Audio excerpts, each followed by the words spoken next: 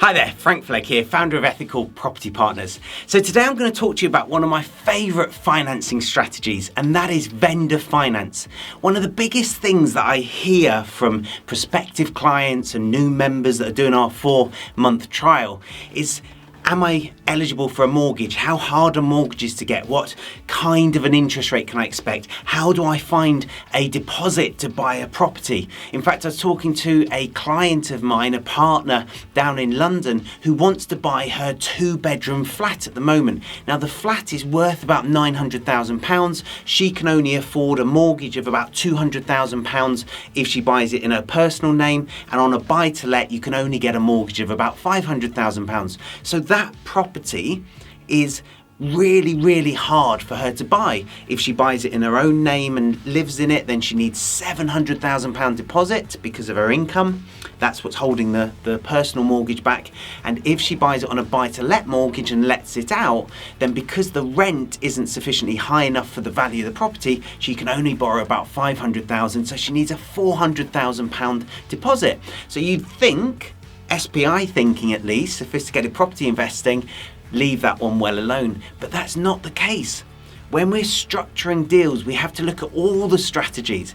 And this particular deal is perfect for vendor finance. And the reason for that is because it currently has no mortgage on it. The vendor is an elderly gentleman. He doesn't have a portfolio. He only has this one property. He inherited the property. That's a great sign that you're dealing with an accidental landlord. And because he has no lending on it, he can actually sell it to us and lend us the money to buy it. So the way vendor finance works is that no money actually changes hands.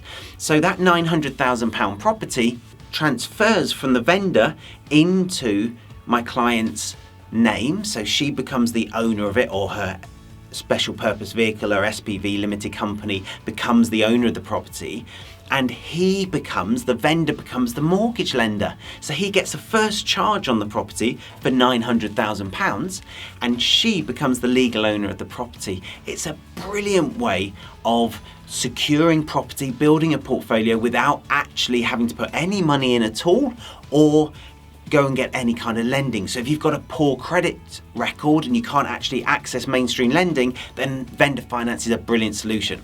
What you're probably thinking to yourself is, yeah, but Frank, what's in it for the vendor? Why would the vendor do this? Well, you have to put something in it for the vendor. So you do want to probably put down some money. Maybe you'd put down £20,000 or £40,000 if you can afford to. You don't have to.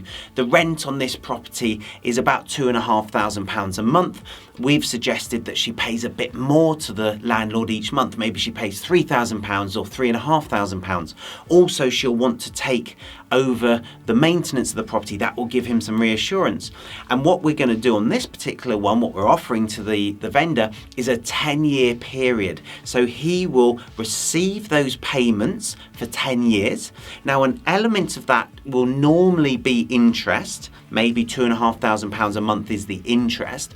And then the overpayment, £500, £1,000 a month, actually goes against the capital. That's the repayment portion of the mortgage, of the personal mortgage, which means that a property in London that's worth £900,000 today, in 10 years' time, what might that be worth? Hopefully quite a bit more. But over that period of time, we've actually paid off, if it's £1,000 a month, over 10 years, £120,000. So now we only owe £780,000, but we've got a property that's perhaps worth 1.2 million, 1.3, maybe even higher, depending on what's happened in the next 10 years. Really easy way of buying property, very flexible way of buying property, and a very cash efficient way of buying property. Now, of course, you still need to pay stamp duty because you've bought the property. It's a legal transaction through land registry, so you do need to pay stamp duty if it's a property that's eligible for stamp duty. In this case, it would be.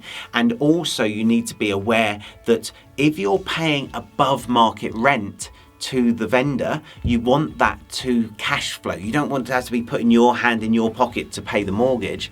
So what we're going to do on this particular property is we're going to source a tenant buyer. And the tenant buyer, I'll talk about that in a different video, the tenant buyer will be paying £4,000 a month. And here's the brilliant thing, they'll also pay a deposit. So when this deal starts, my client will get a lump sum from the tenant buyer. She'll get about £20,000 or £30,000 from the tenant buyer in her own pocket that she can go spend. She'll actually make £500 or £1,000 a month for the next 10 years.